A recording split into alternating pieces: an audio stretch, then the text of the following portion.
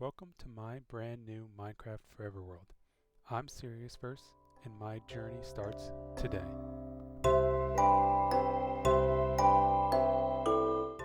So of course every Minecraft world has to start with collecting some wood. And I'm really looking forward to all the opportunities that starting this new world can bring. So the main goal of this series is to build kind of a lore-based, story-influenced Minecraft world. Obviously sticking with more of a medieval build, but I'm definitely open to expanding into different building forms and collecting some of the first stone of our world. It seems like we've got a stony, hilly area right next to this ocean, so that's definitely a good building area to start in, and I could definitely see working in this area in the future. And we're definitely not going to be lacking birchwood. So looking at this area more, I definitely think this is a good starter base area. Obviously you got a nice natural open area to work with, all of the wood we could need, ocean right there, and then I think these mountains give a nice backdrop. Okay, so there's definitely something going on down here. Let's check it out. Hopefully it's a zombie spawner. That'd be great for the starter area. Oh, and it is. Let's deal with these guys. I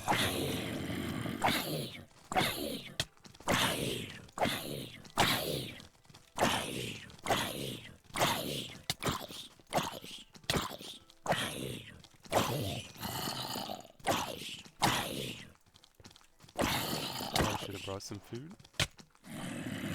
And there's the first death. Definitely not the perfect start to a new world, but I'll take it. And of course, you always have to at least attempt to fill in your creeper holes. I'm really liking all these wood types we have right off the rip at this spawn. It's definitely going to make building a lot more enjoyable in the early game. I'm going to have to use this creeper strategically here.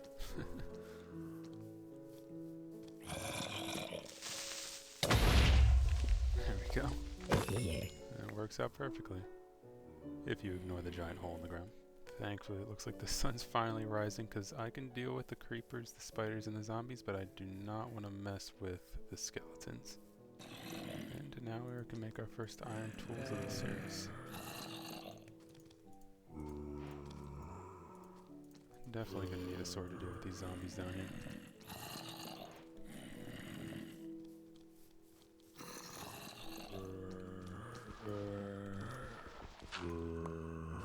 Just keep my distance.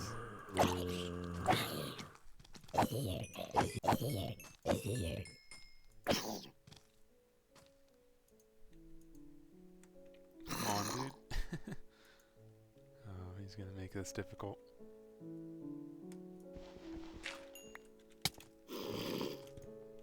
And there we go.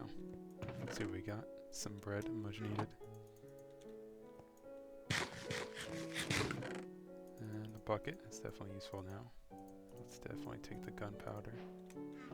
And honestly, at this point, we'll take everything. Some redstone, that's great. Another piece of bread, probably the most valuable thing in here. And this name tag, that's cool. So I think I'll definitely use this when I start mining, but I totally want to get some food before I start going down there. And here's some chickens, and even though you guys are very cute, I need to get some health. And now that I'm getting a better vantage point of this area, this is definitely going to be a great location for the starter base. This is actually my first time starting a new world in 1.21, and these new fallen trees definitely do add a lot to make forests feel more alive. And here are the sheeps that I definitely need because I do not want to deal with the mobs like I did last night. Glad I got that bed when I did because the sun is starting to go down. Okay, now that I got some food and shield, I definitely think it's time to go do some serious mining.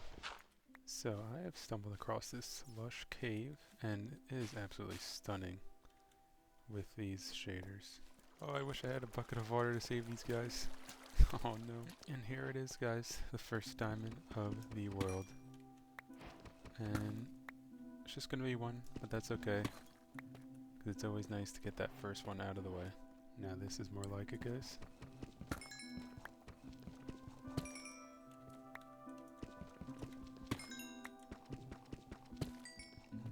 Looks like we got a nice abandoned mine shaft here.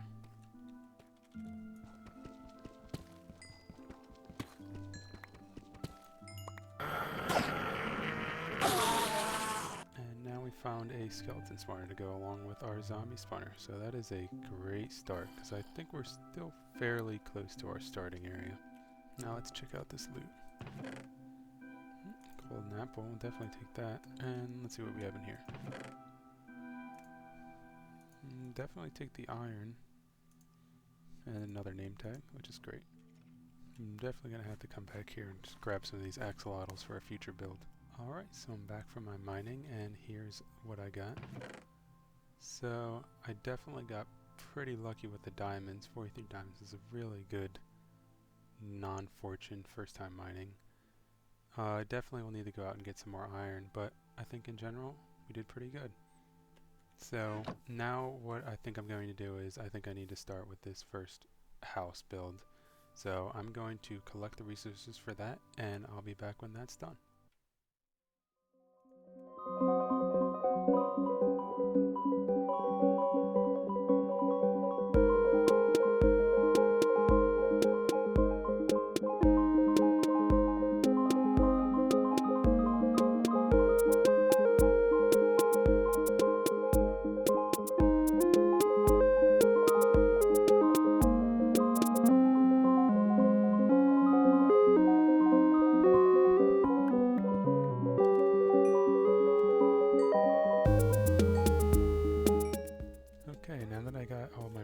Set and all of them laid out here.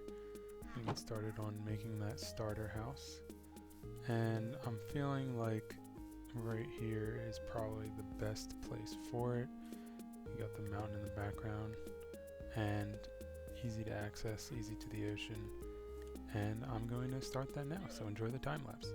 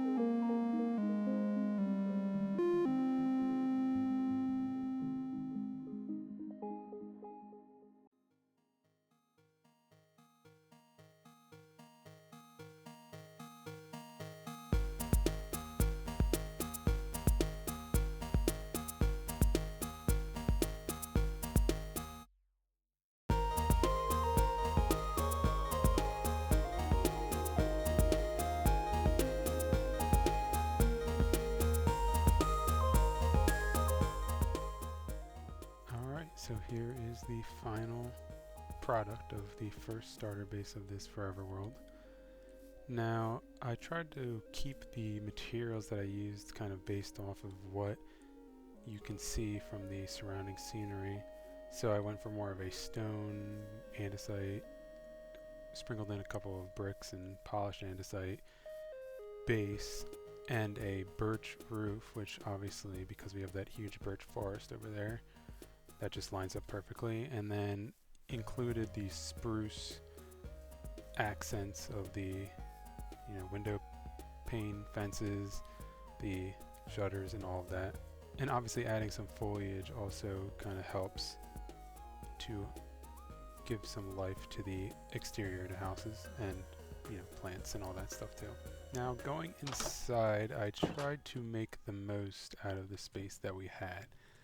Obviously, being a starter house, I'm not going to build a huge base right off the bat, so making this small space, I had to kind of use a lot of under the stairs storage, using as much of the space on the walls that we do have for different crafting tables and more storage, making this kind of the furnace array.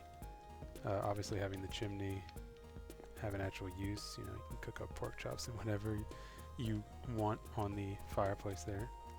And then the stairs were actually pretty difficult given the small space, but I think I did a decent job kind of making it as compact as possible while still making it look somewhat realistic. Not totally, I mean that's kind of connected to the window. But going upstairs, I kind of followed the same thing of using the space as much as I possibly can. Definitely influenced by the recent season of Hermitcraft by B-Dubs. He does an incredible job at doing stuff like this.